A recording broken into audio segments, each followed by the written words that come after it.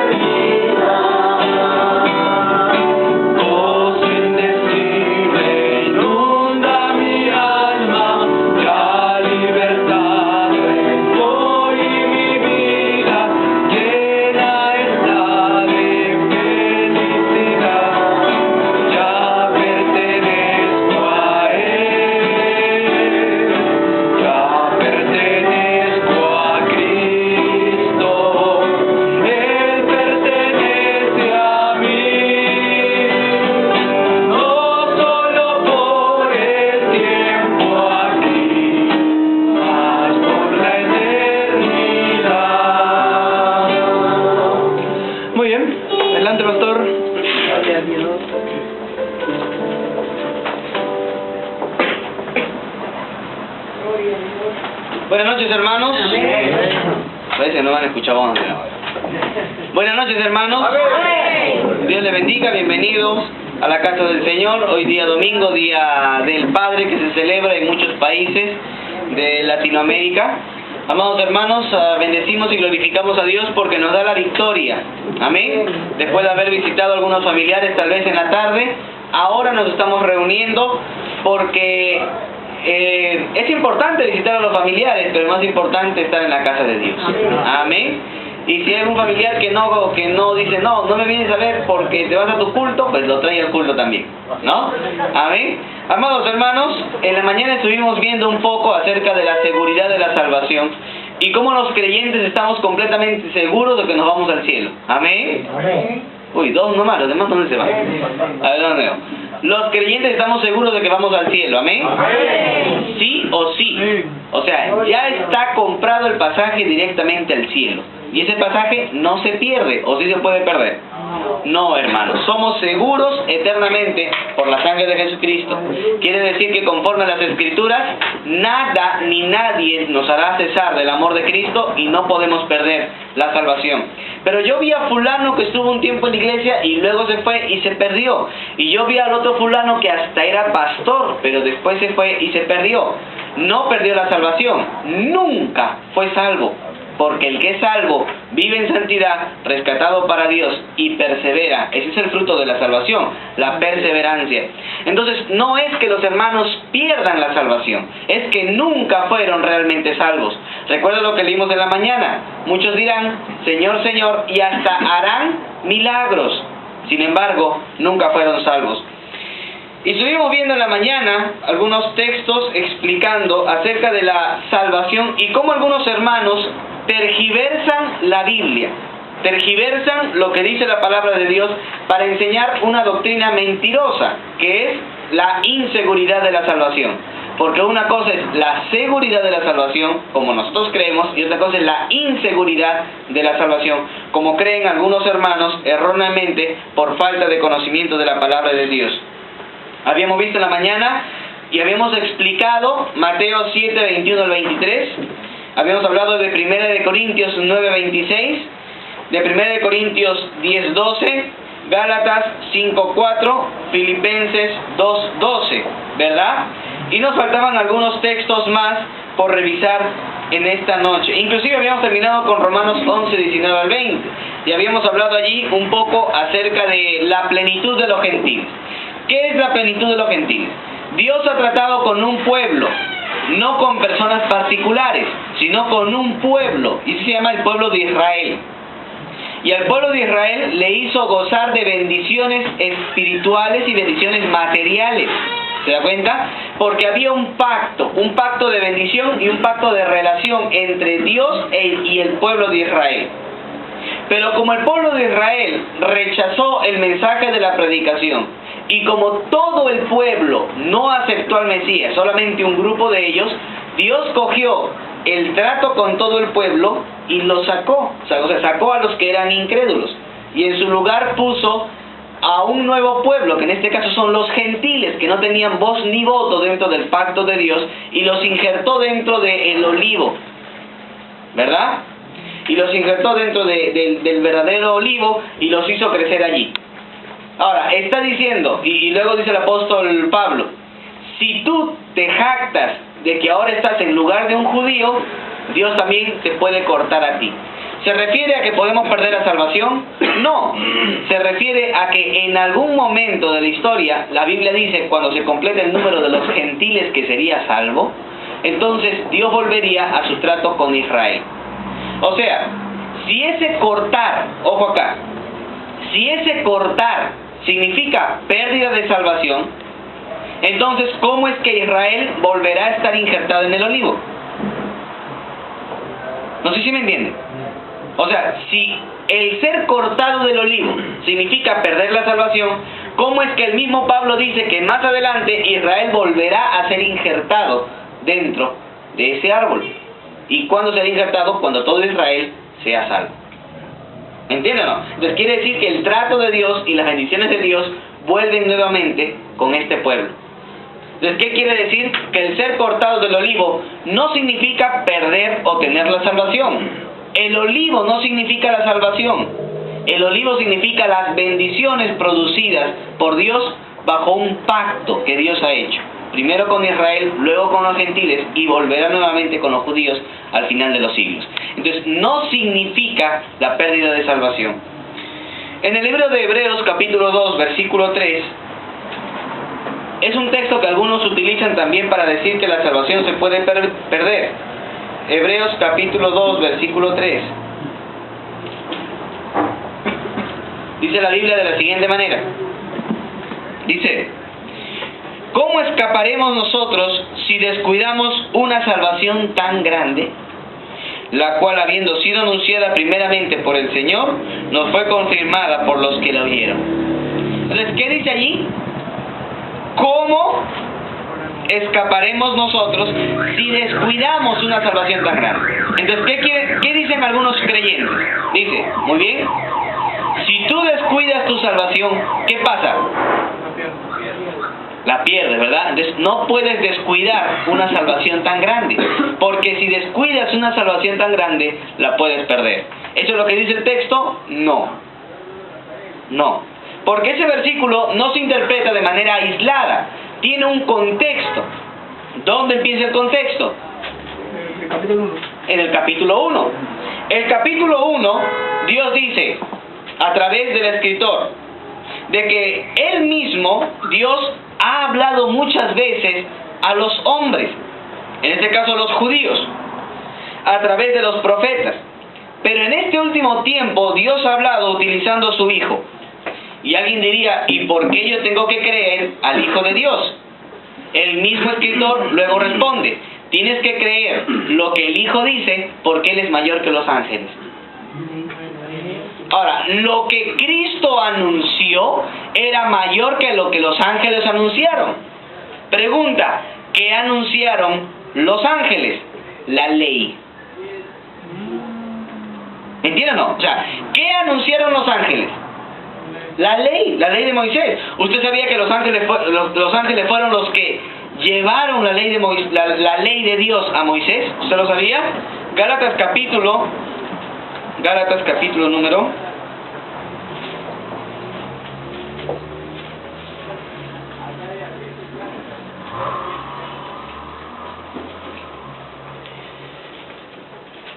A ver. Hay un texto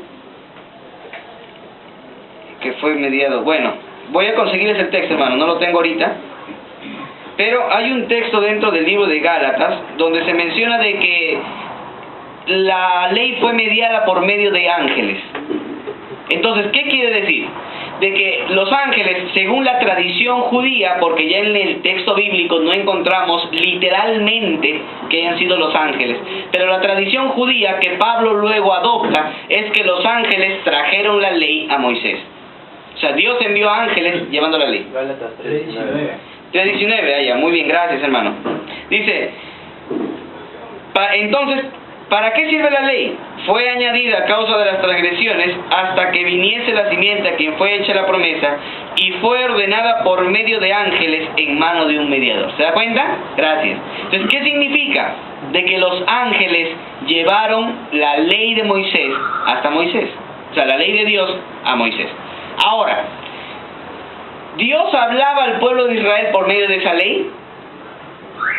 Sí, Dios hablaba al pueblo de Israel. ¿Dios hablaba al mundo entero por medio de esa ley? Sí. ¿Cómo sabemos que la gente era codiciosa, mentirosa, fornicaria, sinvergüenza? Por medio de la ley. O sea, que la ley era el testimonio de Dios para Israel y para el mundo entero de lo que era el pecado. ¿Cómo fue mediado? A través de ángeles. Y los profetas, cuando venían a anunciar, ¿qué decían? Vuélvanse a la ley de Jehová su Dios. ¿Se da cuenta, no? Entonces, Dios habló a través de los profetas, pero ahora habla a través del Hijo. Eso es lo que dice Hebreos. Y alguien diría, ¿y por qué yo tengo que creerle al Hijo? Entonces responde el escritor, porque el Hijo es mayor que los ángeles. O sea, quiere decir que, como el Hijo es mayor que los ángeles, y la ley fue traída por medio de los ángeles, ¿el mensaje del Hijo es más importante que el de la ley o no? Amén. Claro, porque el Hijo es mayor que los ángeles. Y los ángeles trajeron la ley, pero el Hijo trae el mensaje de salvación. Entonces, ¿qué es más importante? ¿El mensaje de la salvación o el mensaje de la ley? El mensaje de la salvación. En ese contexto empieza el versículo número 1. ¿Se da cuenta? Qué bonito es cuando vemos el contexto, ¿verdad? Ya se nos abre toda la mente, ¿verdad? Dice el versículo 1, por tanto, o sea, de esta manera, es necesario que con más diligencia atendamos las cosas que hemos Oído. subraye ese oído. Ese es un verboide, participio. ¿Ok? ¿Qué significa oído? O sea, que hemos escuchado. ¿Se da cuenta o no? Que hemos escuchado. Pregunta, ¿qué es lo que usted ha escuchado? ¿El mensaje de la salvación o la experiencia de la salvación? El mensaje. La experiencia de la salvación se obtiene cuando creo en el mensaje. ¿Entienden o no? Entonces, la Biblia habla de experiencia de la salvación cuando eres salvo. Los ángeles no tienen la experiencia de la salvación, ¿o sí? Aunque oyen el mensaje de la salvación, porque por medio de la iglesia le explicamos a los ángeles lo que es la salvación. Oyen el mensaje, no tienen la experiencia, pero la Biblia nos dice que hemos nosotros oído el mensaje de la salvación, y dice, no sea que nos deslicemos, ¿de la experiencia o del mensaje? Del mensaje.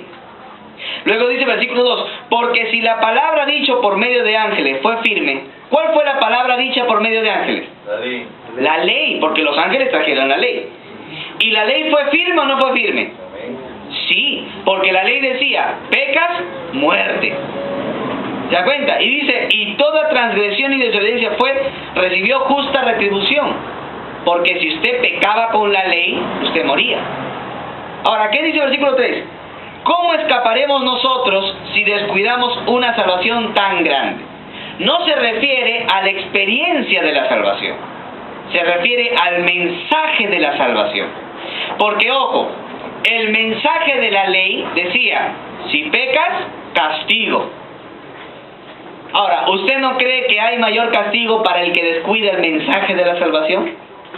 Sí, porque el mensaje de la salvación también es vida nueva en Cristo Jesús. Y si hay un creyente que es una nueva criatura, pero anda desordenadamente, Si en la ley Dios no permitió que los judíos anden desordenadamente, ¿ustedes creen que en la gracia Dios lo va a permitir? Tampoco. ¿Se da cuenta o no? Entonces, ¿el creyente se puede deslizar de la experiencia de la salvación? No, pero sí se puede deslizar del mensaje de la salvación. Ahora, quiero que note lo que dice el versículo, lo que continúa el versículo. Dice, la cual.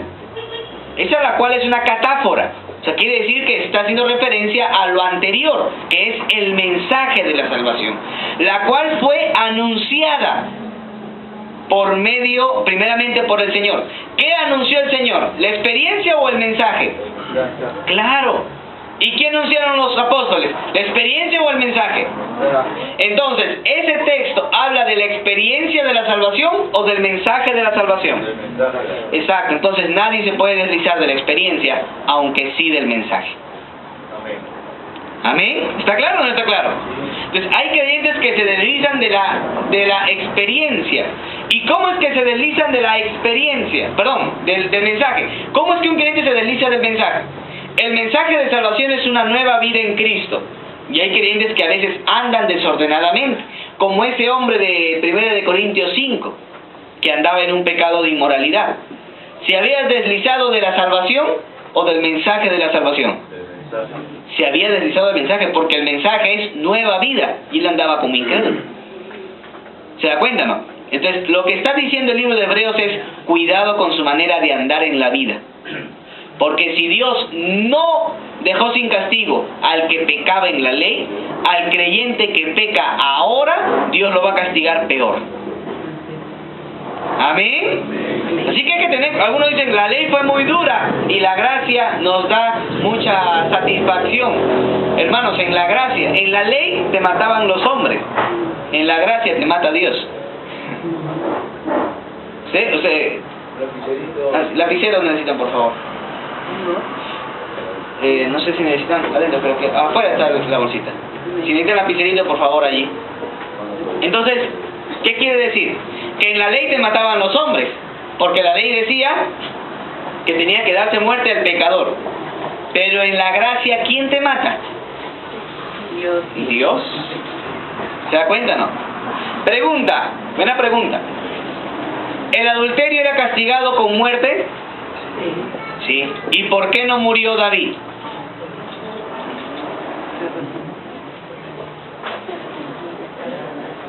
Claro, él se arrepintió. La pregunta es, ¿cuántos adúlteros se arrepintieron? Muchísimos. ¿Pero la ley exonera el castigo? No. ¿Por qué no mataron a David a pesar de que la ley decía que tenía que matarse el adúltero? Porque el profeta Natán, en 2 de Samuel 12, le dice al rey David, Jehová ya ha perdonado tu pecado, no morirás. O sea que Dios había dado la orden de que nadie tenía que tocar al rey David. Por eso no podía cumplirse en ese caso la ley, porque la orden directa de Dios fue que nadie podía matarlo. ¿Se da cuenta o no? Pero en otros casos, sí, por más que alguien se arrepintiera, la ley tenía que aplicarse. ¿Amén? El único caso excepcional donde no se cumplió la ley fue porque Dios mismo intervino a través del profeta Natán y dijo de que ya Jehová había remitido el pecado del rey David. ¿Amén? Entonces, en la ley los hombres te mataban. En la gracia Dios te puede matar si eres un creyente que anda desordenadamente. ¿Amén? Como el caso de los corintios, que tomaban la cena del Señor indignamente, y Dios les castigaba con enfermedades, con debilitamientos, y hasta les mandaba la muerte. ¿Y significa que se iban para el infierno? No, el castigo era físico, nada tenía que ver con su alma, porque su alma ya estaba segura en Cristo, pero a veces Dios tiene que tocar el cuerpo, porque es el lugar donde más nos duele. ¿Amén? Entonces, ¿el creyente se desliza de la experiencia de la salvación? No, pero sí se puede deslizar del mensaje de la salvación. Por eso el escritor de Hebreos nos dice, tengan cuidado, no vayan a andar como los incrédulos. ¿Amén? Amén. ¿Ese texto entonces dice que la salvación se pierde? No, está diciendo más bien lo contrario. Capítulo número 5. 6, ¿no? 6, Hebreos. Hebreos 6, versículos 5 al 6. Este es otro texto que se usa bastante para decir que la salvación se pierde. Hebreos 6, versículo número 5 al 6.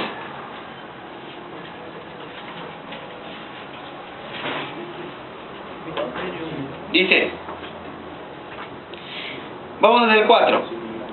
Porque es imposible que los que una vez fueron iluminados y gustaron del don celestial y fueron hechos partícipes del Espíritu Santo, y asimismo gustaron de la buena palabra de Dios y de los poderes del siglo venidero, y recayeron, sean otra vez renovados para arrepentimiento, crucificando de nuevo para sí al Hijo de Dios y exponiéndolo a vituperio. ¿Ya ves? ¿Te das cuenta?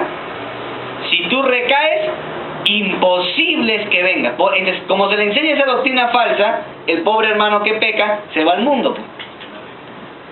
¿No? ¿Por qué? Pues, no, es que ya no puedo volver a la iglesia. ¿Y por qué no puede, hermano, volver? Porque la Biblia dice que es imposible. ¿Se da cuenta hasta dónde Satanás, el diablo, engaña a las personas? Y las personas, en vez de levantarse, terminan yéndose de las congregaciones. No, es que es imposible. Problema, una falsa doctrina. Amados hermanos, quiero explicarles algo. Recuerden lo que habíamos hablado un poco en la mañana acerca del contexto de interpretación. El libro de Hebreos, ¿quién lo escribió? No lo sabemos. Hay un autor, no sabemos cuál, probablemente Pablo, otros dicen que fue Timoteo, otros creen que fue Apolos, no sabemos quién fue el autor. Lo cierto es que está en la Biblia.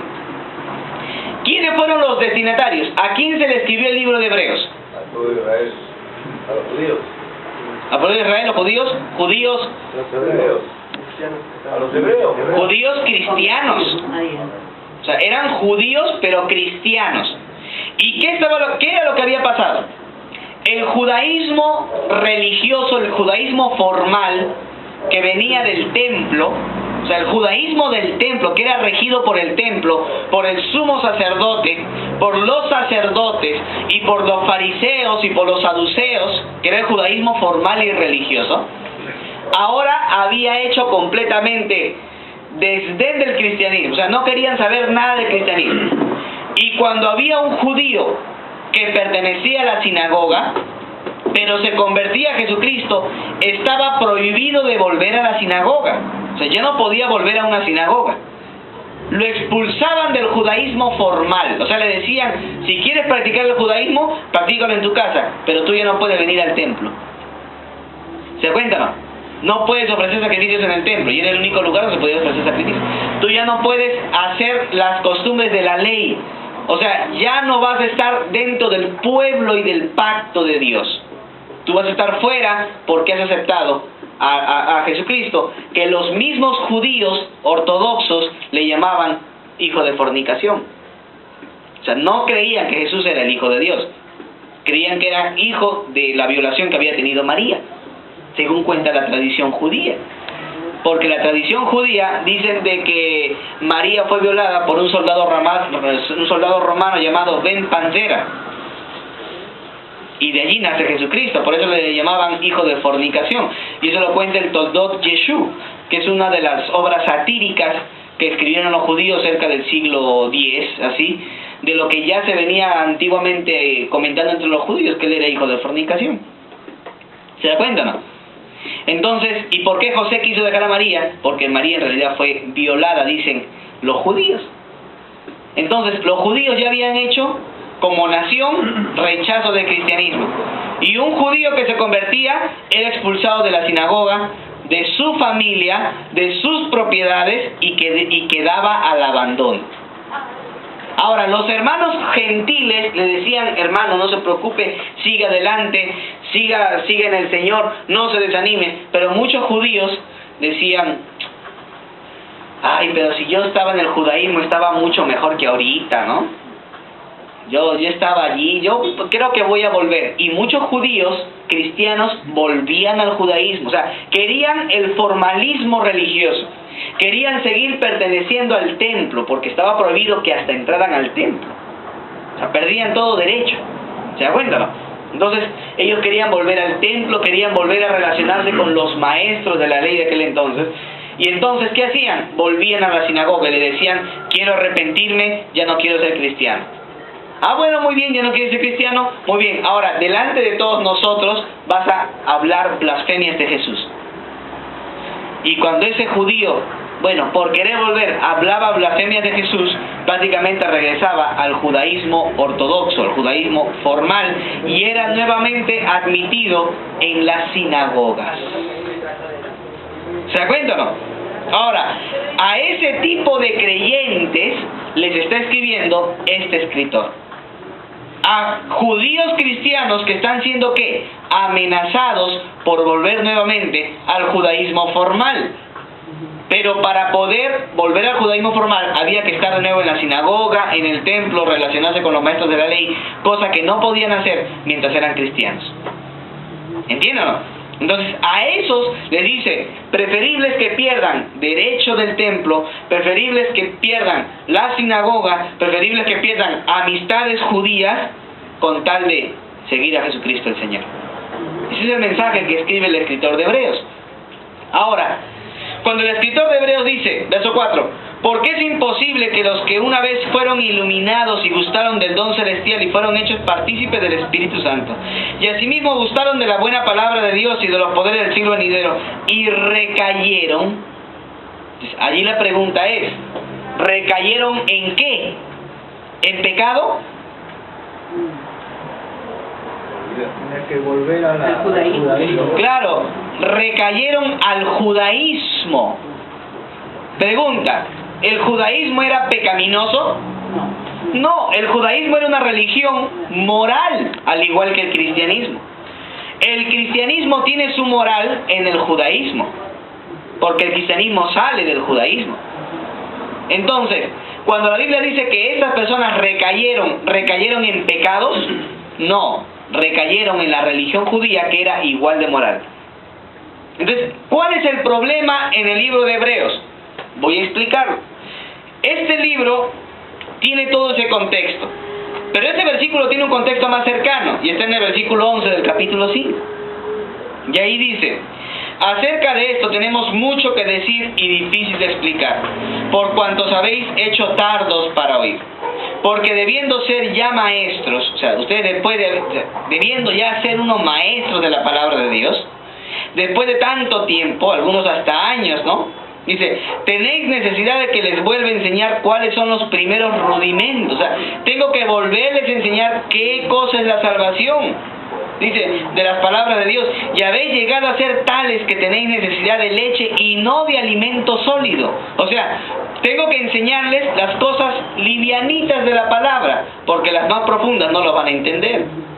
Y luego continúa, dice el versículo 13, todo aquel que participa de la leche es inexperto en la palabra de justicia, porque es niño. A ver, denle un pollo a la brasa al pobre Yadiel.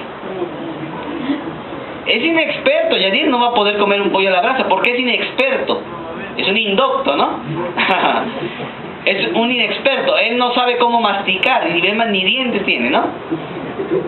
Entonces, ¿qué va a hacer? Es un inexperto. Pero a ver, ¿cuántos quieren comer un pollo a la brasa ahorita? Yo le invito.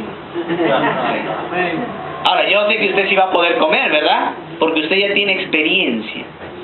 Entonces, eso es lo que está diciendo. O sea, está haciendo un contraste entre la madurez y la inmadurez.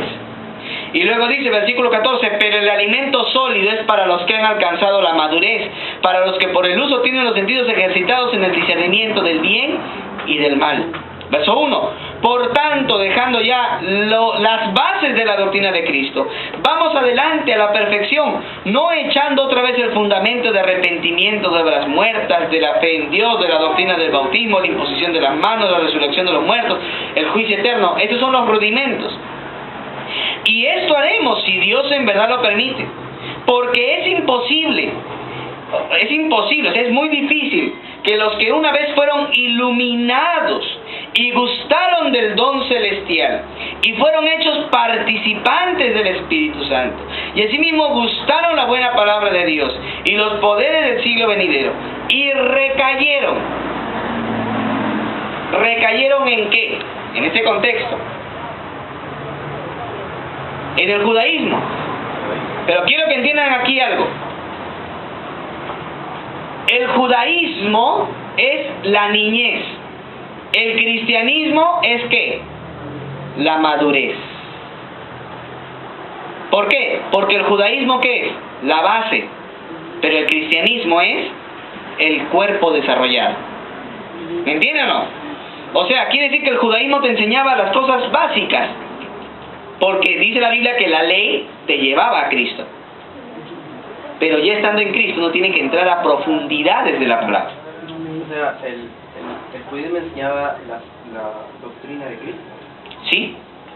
Porque dice la Biblia que todo el Antiguo Testamento ¿qué tiene? Arrepentimiento y de transformar a todos. O sea, ese judaísmo formal que está en... Exacto, el judaísmo formal tenía las bases para llegar a Jesucristo. El problema es que los judíos no usaban la ley para llegar a Jesucristo, porque creían que las obras de la ley lo justificaban. Porque el mismo Pablo dice, la ley es solamente un ayo para llevarles a quién. Entonces, ¿el judaísmo te da nociones de lo que es la salvación? Sí, era la inmadurez. Pero la madurez está en el conocimiento de Jesús.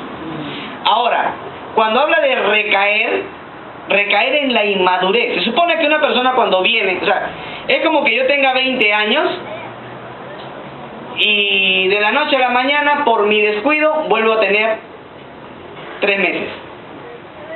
O sea, es ilógico, ¿verdad? Que después de tener 20 años, vuelva a tener 3 meses y recién empiece a gatear, no, es imposible, dice. ¿Se da cuenta? O sea, no hay que caer en ese estado de inmadurez. Y luego dice el versículo 5, y asimismo gustaron de la buena palabra y de los poderes venideros, verso 6, y recayeron, sean otra vez renovados para arrepentimiento. Y algunos comentaristas dicen de que este arrepentimiento se debe a que estando en ese estado espiritual de inmadurez, no van a querer seguir creciendo en Jesucristo. O sea, van a quedar toda la vida inmaduros y por lo tanto recibir su justo castigo de parte de Dios por no haber crecido a la estatura de Jesucristo. ¿Se da cuenta o no? Y luego continúa el versículo diciendo, crucificando para sí de nuevo al Hijo de Dios y exponiéndole a vituperio. Claro, porque tenía que blasfemar el nombre del Señor delante de una sinagoga. Verso 7. Porque la tierra que bebe la lluvia, que muchas veces cae sobre ella y produce hierba provechosa a aquellos por los cuales es labrada, recibe la bendición de Dios, pero la que produce espinos y abrojos es reprobada y está próxima a ser maldecida y su fin es ser quemada. O sea, dense cuenta bien, si son creyentes o si no son creyentes. Pero miren lo que dice el versículo 9. Pero en cuanto a vosotros, oh amados, estamos persuadidos de cosas mejores y que pertenecen a la salvación, aunque hablamos así. Entonces, algunos comentaristas dicen de que estos versículos no son realmente aplicables a ningún creyente. ¿Por qué? Porque nadie podría caer en un estado así, en el de caer en una inmadurez y nunca querer progresar espiritualmente. Por eso el autor termina diciendo que hay cosas mejores para ustedes, aunque les hablo así, o sea, aunque les hablo tan duro. Entonces, algunos creen que esas expresiones que se usan del versículo 4 al versículo 6 es una exageración extrema para que los lectores reflexionen de lo que están haciendo. Pero en realidad el contexto está hablando de la madurez y de la inmadurez, de la madurez del cristianismo y de la inmadurez del judaísmo. Solamente que alguno de verdad no haya sido nunca salvo. Exacto, por eso termina concluyendo, bueno, si tú eres verdaderamente un hijo de Dios, vas a dar buenos frutos, pero si no, vas a dar malos frutos. Entonces, la conclusión allí es que el escritor hizo una exageración extrema, muy probable en los versículos 4 al 6, para que ellos entendieran que no debían regresar al judaísmo formal. ¿Se da cuenta? Para que ellos entendieran que no debían regresar al judaísmo formal. Porque en el versículo 10, hermano, les está hablando de ellos. Así es, el versículo 10 está hablándoles, diciéndoles que hay cosas mejores que pertenecen a la salvación, aunque les hablo muy duro,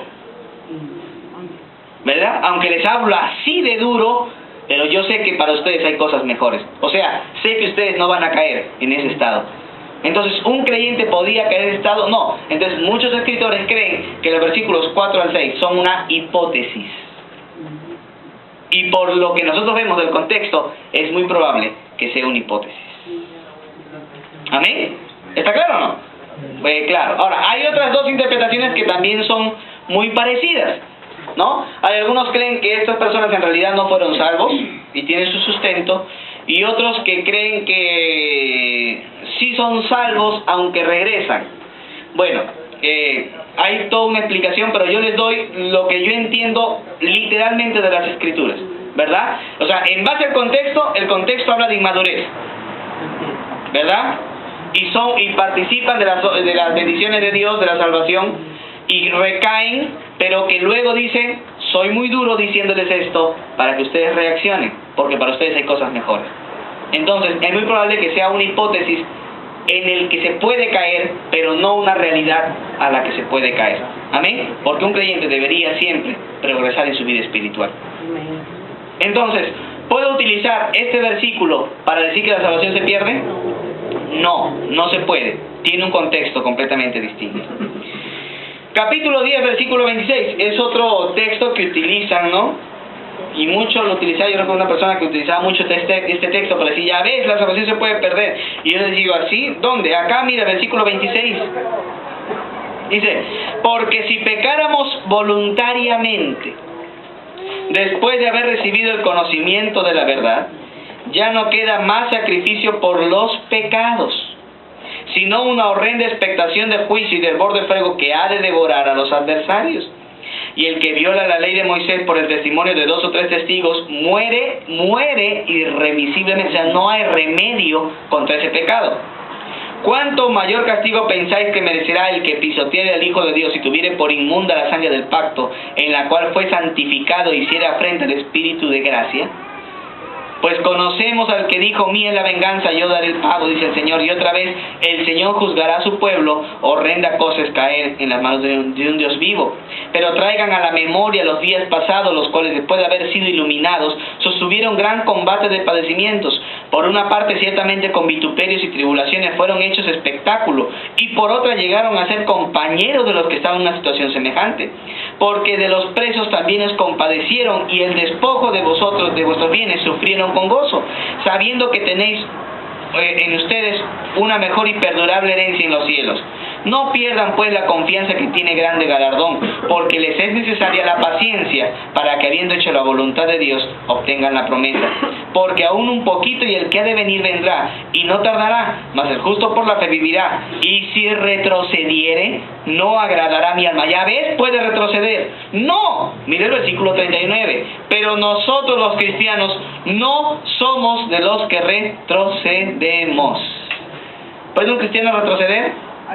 No, porque dice que no somos de los que retrocedemos, sino de los que tienen fe para la preservación del alma. Los que retroceden a Amén. la perdición son los que nunca fueron salvos. ¿Ok? Ahora, quiero que entiendan que del versículo 26 al 31 se menciona por algunos escritores que lo creen así, y según lo que yo entiendo también es lo más lógico, es que se menciona básicamente al tribunal de Cristo. Al tribunal de Cristo. Quiero que note, versículo 26. Porque si pecáramos voluntariamente, después de haber recibido el conocimiento de la verdad, ya no queda más sacrificio por los pecados. Cuando usted pecó antes de conocer a Cristo, ¿cómo pecaba? ¿Por ignorancia o bajo conocimiento? Exacto. Uno pecaba por ignorancia, no por conocimiento. Porque la Biblia dice, Dios pasando por alto los tiempos de nuestra ignorancia, manda ahora a todos los hombres que se arrepientan. Hechos 17:10. ¿Entienden o no? Entonces, Dios sabe que los pecados que nosotros cometimos lo hicimos por ignorancia antes de conocer a Cristo. Pero viniendo a Cristo, uno ahora ha sido pagado todos sus pecados, ¿o no? Los pecados pasados, los pecados presentes y los pecados futuros, todo ya está pagado. Pero si un creyente peca a sabiendas, peca deliberadamente, ¿hay más sacrificio? No, porque Cristo ya lo pagó todo. O sea, ya no hay más que pagar porque Cristo ya lo pagó. Pero ojo, lo que sí va a haber es un castigo. ¿Me entienden o no? O sea que si usted peca como creyente, usted peca mañana, Dios ya no tiene por qué volver a pagar con su sangre, porque ya lo pagó. Pero lo que sí va a hacer es corregirle y hasta puede mandarle la muerte. Porque la Biblia dice, versículo número 28, el que viola la ley de Moisés por el testimonio de 2 o 3 testigos muere irremisiblemente. Si la ley mandaba que el pecado tenía que ser corregido con la muerte, ahora en la gracia también puede haber muerte como corrección por un pecado. ¿Se da cuenta o no? Por eso dice que el creyente que pisotea al Hijo de Dios y tiene por inmunda la sangre del pacto, porque siendo salvo por esa sangre, peca conscientemente, porque ha sido iluminado de que no debe hacer lo malo, pero hace lo malo, oiga, Dios le va a castigar. ¿Se da cuenta? Y luego dice, inclusive hace afrenta al Espíritu de gracia, porque él está pecando y el Espíritu, ¿qué le dice? No lo hagas, no lo hagas, no lo hagas. Y él dice, no, yo lo voy a hacer. ¿Hace afrenta o no al Espíritu de gracia? Sí. Entonces, ¿qué dice el versículo 30? Pues conocemos al que dijo, mía es la venganza, yo daré pago, dice el Señor. O sea, yo me voy a vengar de ese creyente que está andando desordenadamente. Y termina diciendo, el Señor juzgará a su pueblo. Entonces, ¿son hijos de Dios? Sí, porque son pueblo de Dios. Son pueblo de Dios, pero son creyentes que andan pecando deliberadamente, conociendo, así como el creyente de 1 de Corintios 5, que era un creyente verdadero, pero lamentablemente su descuido espiritual hizo de que él esté andando en fornicación con la mujer de su papá. ¿Se da cuenta o no? Entonces, pregunta, ¿estaba pisoteando al Hijo de Dios o no? Sí, porque daba mal testimonio de la fe de Jesucristo. Es porque dice, Pablo inclusive dice, ni aún se nombra entre los gentiles el pecado que hay entre ustedes. Entonces, ¿está teniendo por inmunda la sangre del pacto con la que fue salvo? Claro que sí. Y ese corintio que estaba pecando con la mujer de su papá, ¿acaso no estaba siendo redarguido por el Espíritu? Sí. ¿Y él no hacía afrenta con tal de pecar? Sí. Entonces Pablo, ¿qué dice? Muy bien, no quiere entender, échenlo fuera para que su cuerpo sea destruido por el diablo, pero su espíritu sea salvo. Entonces, ¿qué quiere decir? De que él era un salvo, pero Dios ya se cansó de lo que él estaba haciendo y lo tenían que excomulgar de la iglesia y afuera en el mundo, sin la protección, porque ojo, Dios da la protección a sus hijos dentro de una iglesia. O sea, la iglesia es el refugio. Y la iglesia somos nosotros. Cuando estamos dentro de la comunión de la iglesia, Jesucristo dijo, las puertas del Hades no prevalecerán contra ella. Pero cuando hay un creyente que no está bajo la cobertura de una iglesia local, ¿cómo está ese creyente? Expuesto a que el diablo haga lo que quiere. Por eso no pueden haber creyentes flotando en las iglesias. Tienen que estar sujetos a una iglesia local. ¿Entienden o no? Porque los que están sin la cobertura de la protección de la iglesia local son los excomulgados, los disciplinados, los echados fuera. Y cuando un creyente está fuera de la protección de la iglesia local, ¿qué sucede? El diablo hace lo que sea, como Job. Lo golpea en su cuerpo, aunque el alma estaba preservada por Dios. Entonces, ese grupo de personas, de Hebreos 10, 26 al 31, se refiere a incrédulos o creyentes. Creyentes que andaban desordenadamente. Por eso mire cómo termina el tribunal de Cristo. 31. Horrenda cosa es caer en manos de un Dios. O sea que imagínense cómo será el tribunal. Por eso les decía, algunos dicen, no, vamos al tribunal para recibir recompensas. Y sí, muchos van a ir, pero otros vamos a ir a ser reprendidos duramente por el Señor, por andar desordenadamente. ¿Amén? Y entonces algunos dicen, bueno, entonces el creyente puede retroceder. No, porque la conclusión del apóstol o del escritor en el versículo 39 es que los creyentes nunca vamos a retroceder, sino que tenemos fe para preservar hasta el fin. Amén. O sea, como cuando uno ve los pasajes de Hebreos, que son difíciles de explicar, parece que fuera un libro fuera, o sea, que es otra cosa, ¿no? Estudiar hebreo. Que tenga otro contexto y el mismo autor también utiliza una forma muy literaria de escribir. pero básicamente es lo mismo que se dice en el Claro, Testamento. es claro, cuando uno mira el libro de Hebreos, a veces como que mirar un libro distinto o extraño, ¿no? Sin embargo, no. Si usted se da cuenta, lo que dice Hebreos del versículo 26 al 31 es, como dice el hermano, lo que probablemente se repite en 1 de Corintios 3, donde habla de que el fuego examinará nuestras obras. Por eso dice que Dios es fuego. Porque ese Dios que es fuego consumidor examinará nuestras obras para saber si son buenas o malas en el día de juicio. Un libro de lenguaje sencillo. También hay, si uno lo lee en otra versión, que es hay buenas versiones paralelas. Pueden usar dos versiones que son muy buenas. Uno es la Biblia de Jerusalén de 1966 y otra es Dios habla hoy, es más parafraseada, pero es muy buena también, lenguaje sencillo también. Pero otra es la Biblia de la Biblia de las Américas. Es una muy buena versión también traducida al español, muy parecida a la Reina Valera. ¿Ok? Bien, hermano, entonces, ¿qué quiere decir? En el 25 también, el pastor. Versículo 25. Y dice que De ahí parece que comienza como una caída, ¿no? Claro, que están... exacto, muy bien, muy buena observación. El versículo 24 dice, verso 23. Bueno, podemos ir hasta el verso 1. Verso 23. Mantengamos firmes sin fluctuar, o sea, sin estar moviéndonos, ¿no? La profesión de nuestra esperanza, porque fiel es el que prometió. Verso 24. Y considerémonos unos a otros para estimularnos al amor y a las buenas obras. Verso 25. No dejando de congregarnos como algunos tienen por costumbre. Entonces, ¿qué pasa cuando uno deja de congregar? Cae en pecados deliberados. Mejor nos deben leer todo Hebreos. Claro. Entonces, ¿qué pasa? Uno tiene que leer Hebreos varias veces para llegar a eso, ¿se da cuenta, no? Entonces, exacto, todo el libro de Hebreos es una concatenación de ideas y todo está conectado anterior con anterior, ¿verdad? Entonces, ¿cómo? Muy buena observación, gracias. ¿Cómo se llega a un estado de pecar deliberadamente? Por no congregar en la casa del Señor. O bueno, no congregar con los hermanos, no estar con los hermanos, ¿verdad? Ese es el problema. Ese es el problema de estar fuera de la cobertura de una iglesia local. ¿Se da cuenta o no? Entonces, ¿es bueno congregar? Sí. Por eso cuando usted le pregunta a un creyente, ¿usted es creyente? Sí, soy creyente. ¿Y por qué ya no vas a la iglesia? ¿Qué estás haciendo? Bueno, estoy en este pecado, en este pecado, en este pecado. ¿Y por qué ya no vas a la iglesia? No, ya no me siento bien. Y dejó de congregar y ahora está en pecados terribles. ¿Por qué? Porque su caída empezó por dejar de congregar. Por eso un creyente no debe nunca dejar de congregar. Amén. Porque a través de congregar nos estimulamos al amor y a las buenas obras. Amén. Así que ese versículo enseña que la salvación se pierde. No hablemos de herejías. Amén.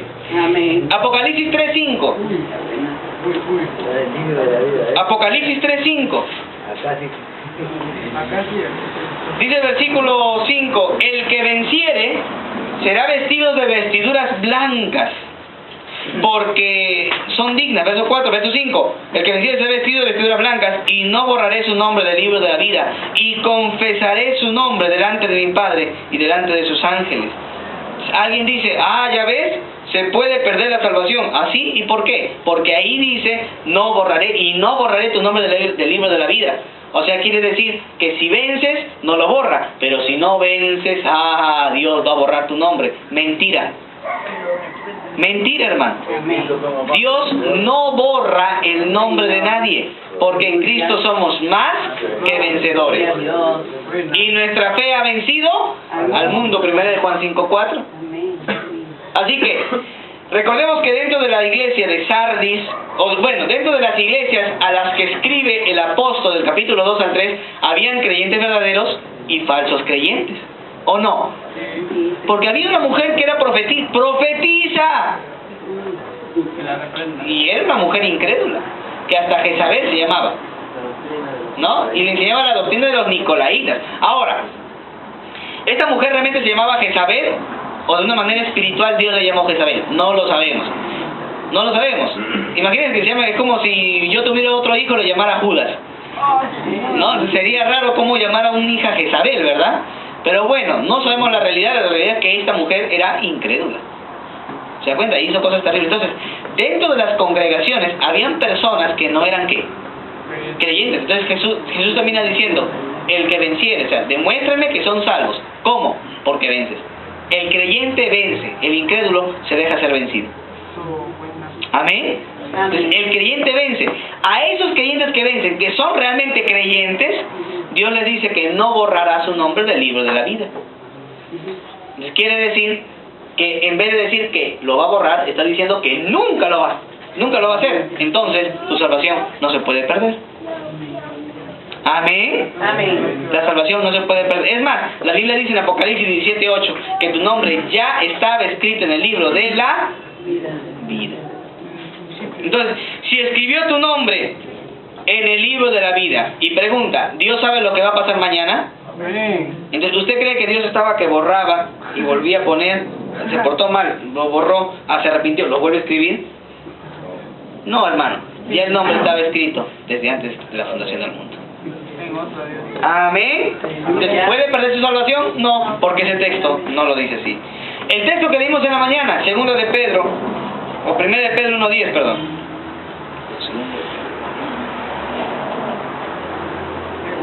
Perdón, sí, segunda de Pedro 1:10, segunda de Pedro 1:10. A ver, quiero que noten aquí algo importante. El texto de la mañana fue segunda de Pedro 3:15 al 17, ¿verdad? ¿Y qué dice el versículo 17? 3:17. Así que ustedes, oh amados, sabiéndolo de antemano, guardaos, no sea que arrastrados por el error de los inicuos, caigáis de vuestra firmeza. 3:17, ¿no? O de segunda de Pedro. ¿Entonces quiere decir que uno puede caer de la gracia de Dios? No. Y voy a explicarlo. Este texto también tiene otro texto muy parecido más adelante. Miren en 1 de Pedro, capítulo 1, versículo 10. Por lo cual, hermanos, tanto más procurad y hacer firme vuestra vocación y elección, porque haciendo estas cosas no caeréis. Ya ves, tienes que hacer eso para no caer. Y la Biblia dice que hay que hacer o hay que tener fe. Hay que tener fe, no dice que hay que hacer para ser salvos. Quiero que note lo que dice aquí la palabra de Dios. Vamos al versículo 3. 1:3.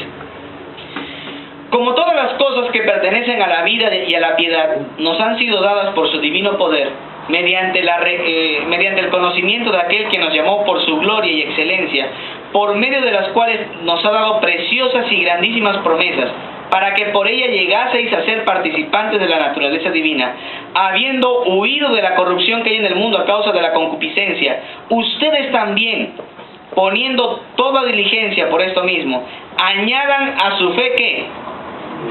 ¿Y a la virtud qué? ¿Y al conocimiento? ¿Y al dominio propio? ¿Y a la paciencia?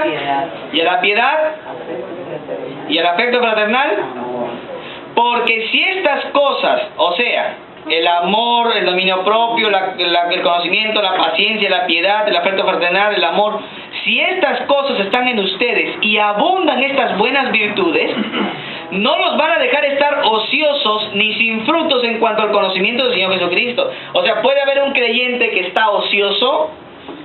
Sí, pero Dios no quiere que ese sea el plan. Por eso Pablo dice, ocúpense de su salvación, porque hay creyentes ociosos. ¿Se da cuenta o no? Por eso le dice, ocúpense de su salvación.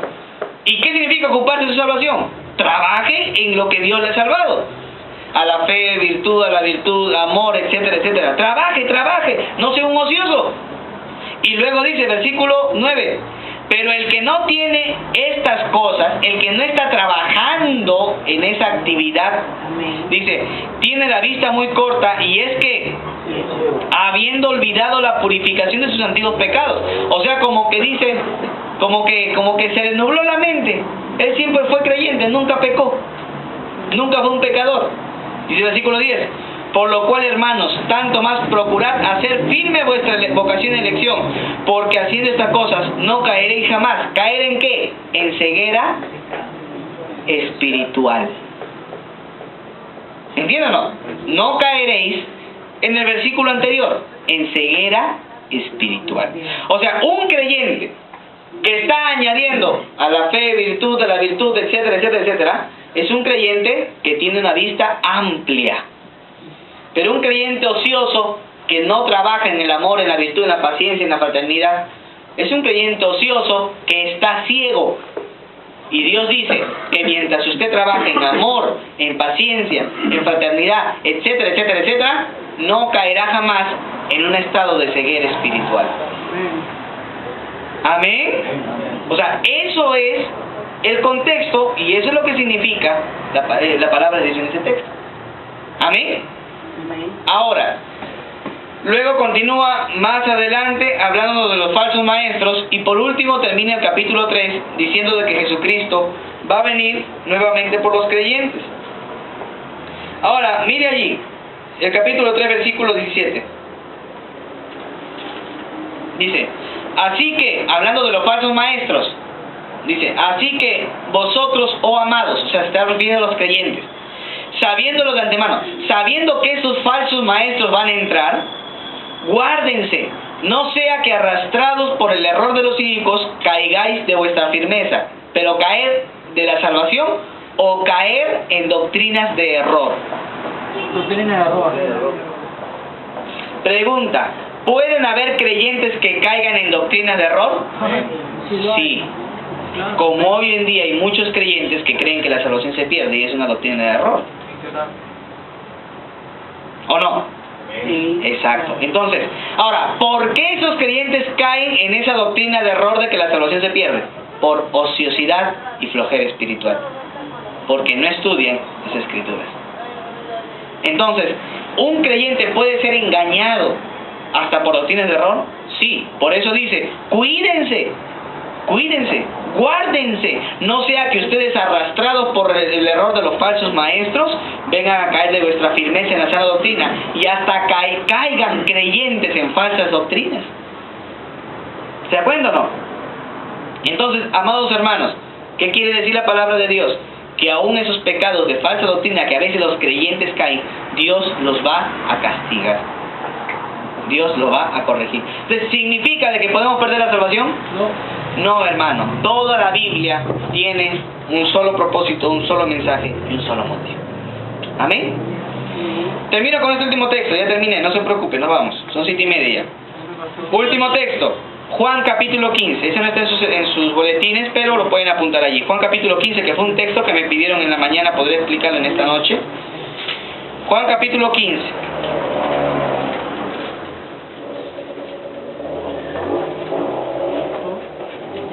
Juan capítulo 15, dice versículo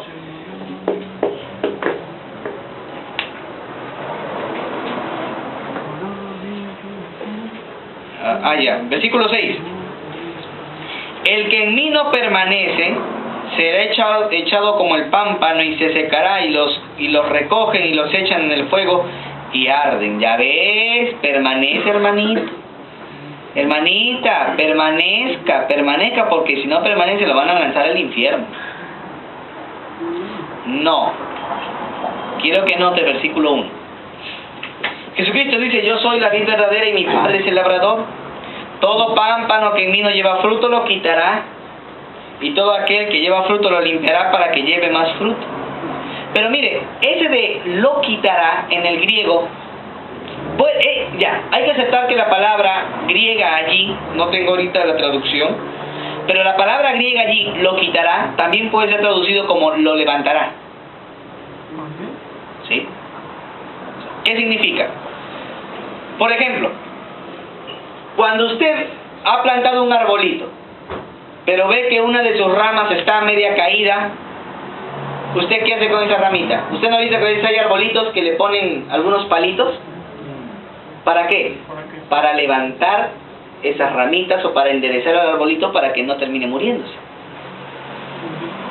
Entonces, algunos creen que la traducción allí es no lo quitará, sino lo levantará. Porque la intención de Dios es que mejore. ¿Me entendió o no? O sea, la intención de Dios es que ese creyente mejore. Por eso lo va a levantar. ¿Se da cuenta o no?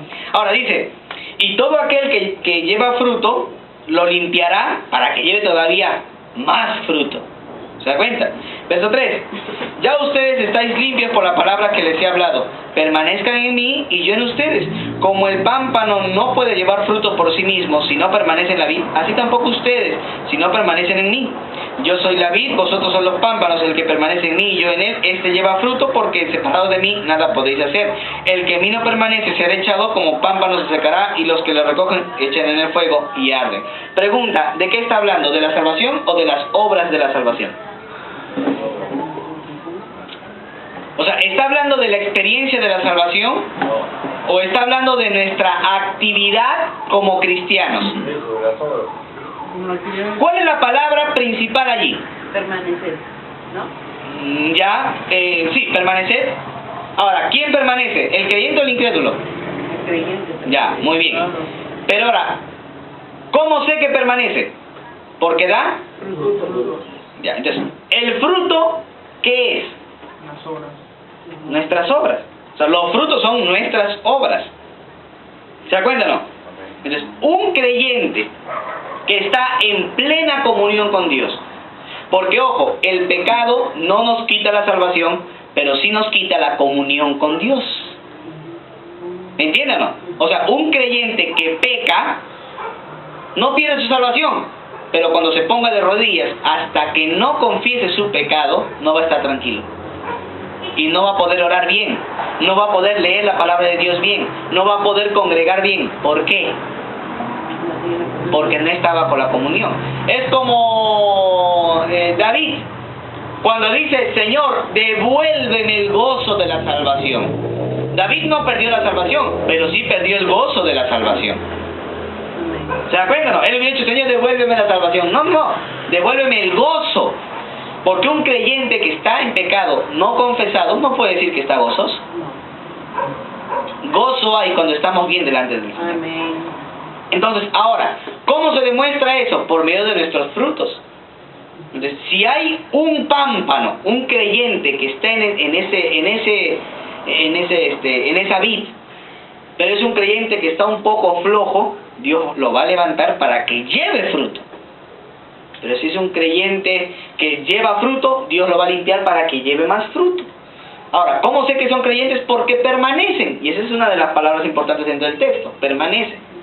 Pero dice, versículo número 4, permaneced en mí y yo en ustedes, como el pámpano no puede llevar fruto. O sea, no como el creyente. Vamos a leerlo así. Vamos a cambiar pámpano por creyente y fruto por obras. ¿Ya? Permaneced en mí y yo en ustedes. Como el creyente no puede hacer buenas obras por sí mismo, si no permanece en mí, así tampoco ustedes, si no permanecen en mí. O sea, ¿qué quiere decir? Que si el creyente no está en plena comunión con Dios, no puede estar haciendo cosas buenas. Por eso un creyente que se descuida de su comunión, lo primero que va a hacer, ¿qué es? Pecar. ¿Se da cuenta o no? Lo primero que va a hacer es pecar. Porque un creyente que no está congregando, no está en la lectura de la palabra de Dios, no está en oración, no está en búsqueda espiritual, lo primero que va a hacer es pecar. ¿Y qué dice la Biblia? Yo soy la vid, ustedes son los pámpanos. El que permanece en mí, o sea, el que tiene comunión constante conmigo, y yo en él, este lleva fruto, o sea, hace buenas obras, porque separado de mí nada podéis hacer. Hasta lo bueno que usted hace es porque Dios lo ha querido. Amén. Y dice la Biblia, el que en mí no permanece, o sea, si tienes una mala comunión con Dios, serás echado como pámpano, te vas a secar y te van a recoger y te van a echar en el fuego que arde. No sé si usted tiene una relación de fuego con algo de lo que ya hemos leído. Primera de Corintios Es como alegoría. 13, exacto. Es como Primera de Corintios 13, Primera de Corintios 3 y como Hebreos 10. En ese caso el fuego no es el infierno, sino es la prueba que al final Dios hará de nuestras obras. ¿Se da cuenta, no? Entonces es que algunos creen que porque dice fuego automáticamente significa infierno, y no es el infierno, porque inclusive dice que Dios es fuego consumidor y Dios no es el infierno. ¿Se da cuenta, no? Entonces hay que entender los pasajes dentro del contexto. ¿Ok? Entonces, amados hermanos, es muy probable, dicen los comentaristas, que este fuego al que se refiere en realidad al fuego donde nuestras obras serán expuestas Porque la Biblia en el capítulo 15 nos habla de nuestras obras y de nuestra comunión con Dios. ¿Ok? De nuestra comunión con Dios. Bien, hermanos, ¿hay algún texto más que usted quiera que le pueda ayudar o está claro hasta aquí? Sí. Esaú, que dijo que Procuró con lágrimas. que procuró con lágrimas ese arrepentimiento, ¿no? Ya. Eso está en Hebreos 12. ¿Estamos bien?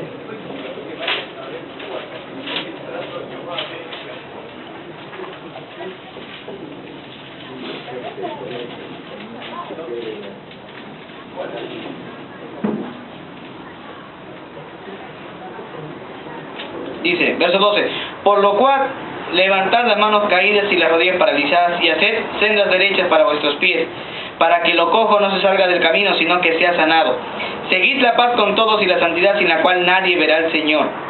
Mirad bien, no sea que alguno deje, dice, ya ves, si no tienes santidad, no ves al Señor. No, ahí habla de la santidad posicional, no progresiva. ¿Ok? Dice el verso 15, mirad bien, no sea que alguno se deje de alcanzar la gracia de Dios, que brotando alguna raíz de amargura os estorbe y por ella muchos sean contaminados. No sea que haya algún fornicario o profano como Esaú, que por una sola comida vendió su primogenitura.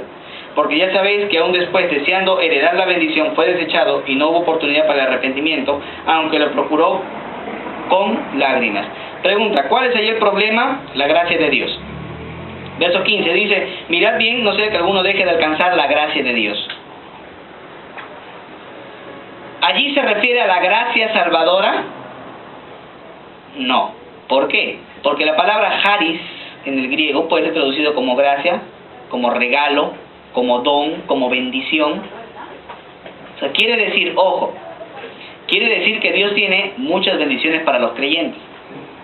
¿O no? Dios tiene muchísimas bendiciones para los creyentes.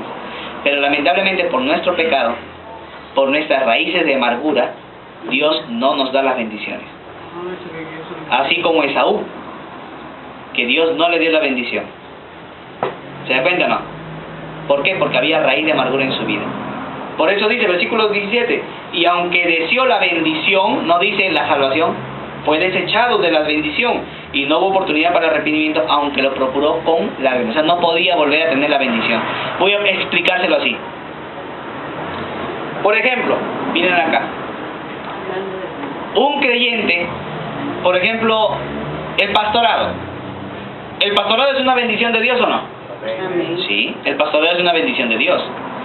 Pero hay hermanos que son pastores y desechan ese regalo, desechan esa gracia de Dios, ese regalo de Dios, No lo tienen. porque caen en pecados. Entonces, al caer en un pecado de adulterio, automáticamente debes dejar el ministerio y ya no puedes volver a tener. ¿Perdió su salvación? No, pero ya no puede ocupar un cargo de bendición como es el pastorado. Entonces, y no solamente pastorado, hay muchas bendiciones que Dios nos da a los creyentes, como por ejemplo la Santa Cena. ¿La Santa Cena es una gracia de Dios? ¿Es un regalo de Dios, una bendición de Dios?